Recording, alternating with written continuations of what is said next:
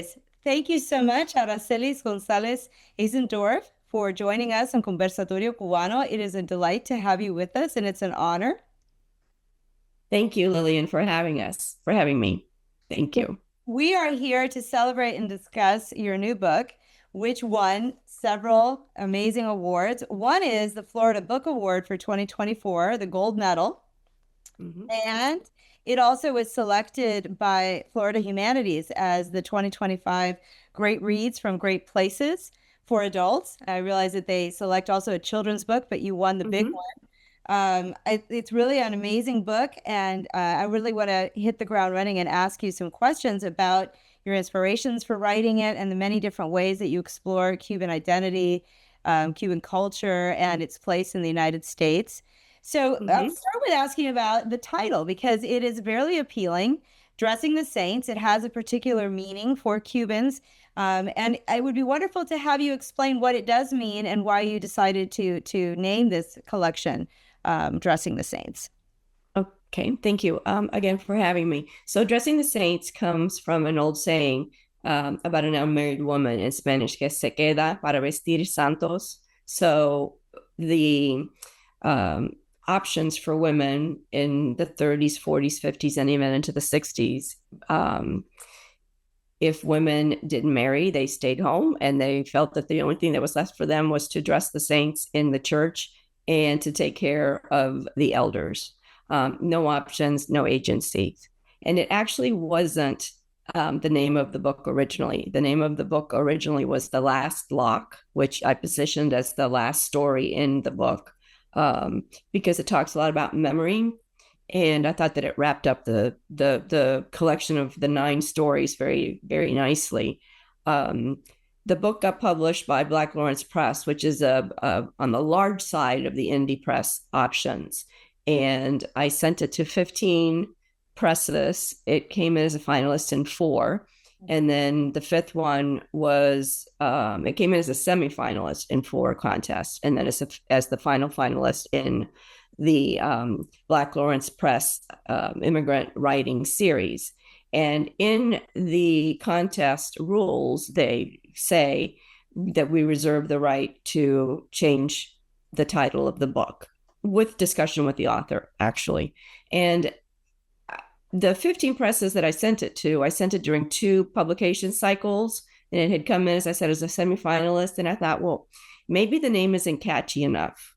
Right. When it got selected by the immigrant writing series, they said, we want something a little bit catchier. The Last Lock just sounds very somber, and we think it'll have more shelf appeal. And it's a lovely story. It's one of my favorite stories. So I really was okay with that. And it is a very Cuban saying, que se quedó para vestir santos. And that's pretty much how we ended up with the name. And I adore the cover. And I had a lot of input in selecting the cover. I knew that I wanted a woman, and I knew that I wanted water. And that's what I got. You know, I really love the title because it does do a lot of the work that your book does, that the stories do. It brings up a kind of taboo. I mean, women are raised in Cuban culture, certainly in my Cuban culture, to have wanted from childhood to get married and be a good girl and move forward. And some of us were allowed to have careers, and some of us were not, but we were certainly supposed to get married. So it's sort of a taboo even to speak of that. And then you have a number of other taboos that the stories explore or sometimes violate. I want to say you have the taboo in our culture, Cuban American, Cuban exile culture, against knowledge of or practice of belief in Afro-Cuban religion. There's also a lot of gender taboos. There are taboos about being open and clear that we have racism in our culture, and we operate according to those beliefs at times. But in general, there is a kind of an effort to also deal with the kind of economic struggles that Cubans and all immigrants and all refugees have to encounter. And that might be the greatest taboo, because we often like to embrace the idea of the Cuban American dream without really referencing just how much it took for some of us to succeed and how many get left out of the dream. So going to the question, I wonder if you thought about the need to discuss these taboos, and why you think it's important to understand our culture from that angle. Well, first of all, there are 9 stories in the book. And when I started writing the stories, I had no intention of compiling a group of stories around a particular theme. And the overlying theme is basically highlighting my parents' generation because they're fading away. And so, in the last sentence of The Last Lock, which I have already mentioned, the main character, Juanita, is taking care of her father who has dementia, but he was also a political prisoner. So he was imprisoned in his brain. He was imprisoned by Cuba. And then at the end of the story, she has to basically lock him up in his home to keep him safe. And she says, tears came to her eyes because she knew that when her father died, there wouldn't be anyone to remember her. And so I wanted that generation of my parents who were really the Cuban Americans that came before the hyphen existed and that really established themselves, and then our generation came along. I wanted to kind of honor them.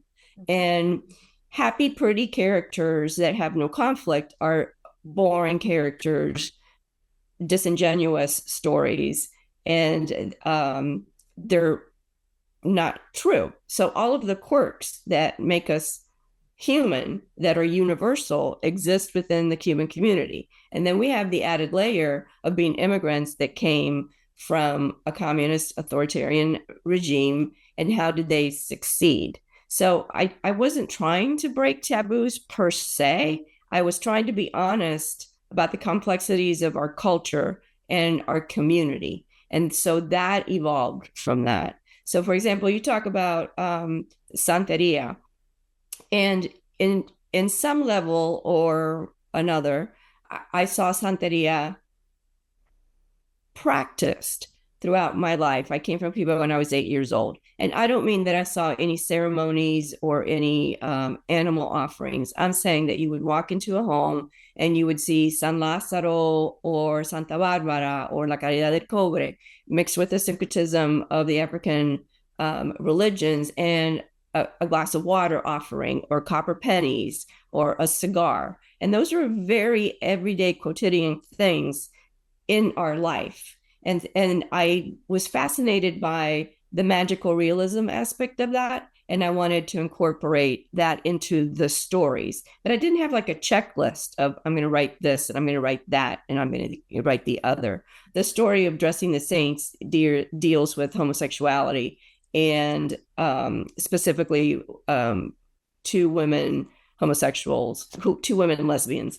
And I think that every family had a muchachita or someone that stayed to dress the saints because they weren't given agency. And I wanted those women, if I could, to give them a voice and to give them agency within the stories. Have I answered the question? Is there more Absolutely. Absolutely. I think that perhaps maybe the word isn't so much taboo as silences. I mean, we have in our culture, in my family, we have lots of silences that sometimes get addressed. As people get older, they seem to become more transparent. And then certainly as a historian, I'm a beneficiary because when I interview elderly folks, they seem to have nothing to hide, and often they will say something to a stranger that they wouldn't say to their own family members because they fear the reality. They fear also the drawback of having said something at the end of life that might have reshaped, somebody else's life if they had known that the whole time. It's a lot. I mean, there's a humanity to your stories. There's also an accountability with the past, which I think is also very admirable. And we need that in every society and every community, but we also need it at the level of the family. Right.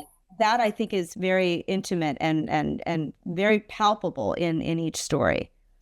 I think that the family unit and the way that we interact as families and community, not just the blood families that we have, that we're attached to, that came from Cuba with us, but then also the families that we forged out of companionship, necessity, of living in a community and having to survive in a community if you don't know the language, if you don't know the culture. And so the family becomes a very broad concept of who's related to whom. It isn't just blood. There really is, I think, a duality in that there's great support and love, and you know that you're not going to fall through the net. If somebody was struggling, the community would prop you up.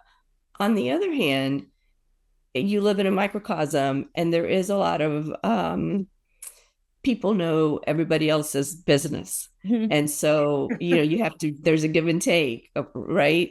So it's very real. And again, this isn't just the Cuban American community. I'm telling these stories within the concept of the Cuban American community because it is my culture. And I saw this, and I saw the community evolve and grow from people that basically came on a plane or on a boat with absolutely nothing, who then established homes and established careers that might not have been what they did in Cuba, and they had to work their way through. There was a story in here of a woman who basically was raised to be just, and just is, I don't mean it as a diminishing word, but she was raised to be a housewife and to be una señorita de familia, de la casa. And then she ends up as a maid, and that's not how she saw herself. And yet she does what she needs to do to have her family thrive and succeed. And then she ends up being fairly affluent. And it wasn't what she depended. And that's true across the board for so many people.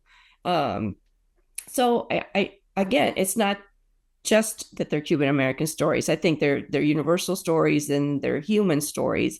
And I'm telling them within the framework of our culture. And the stories have a duality. The characters, since they are characters that center on my parents' generation, which is the generation that's dying, most of them that came as young adults with babies or young elementary school children. When my parents were in their 30s when they came with me as in soon to be 8-year-old. That generation is now in their 80s, and there are very few of them left. And so my goal as I started writing these stories was to chronicle what I had seen, what I had observed, the language that I heard, the food that was served around me, the interactions of the family, and to tell the duality. What did they experience in Cuba, and what happened to them 20, 30, 40 years later as they lived as immigrants or exiles in the United States? I want to ask you if you have a favorite story, but maybe I should also ask you if you have a favorite character, which may not be in your favorite story. So asking if I have a favorite story is sort of asking me to pick my favorite child. If you have more than one children, you know that they're favorites depending on the day and what they're doing and what they've said.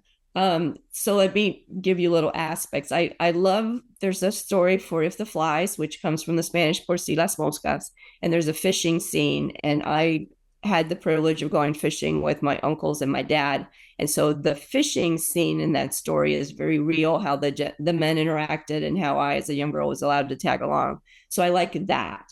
I'm very fond of the story Emelina, because she is the wife of, there are two linked stories. The other one is The Lost Ones, and she is the wife of Efrain, who is the main character in the story, The Lost Ones.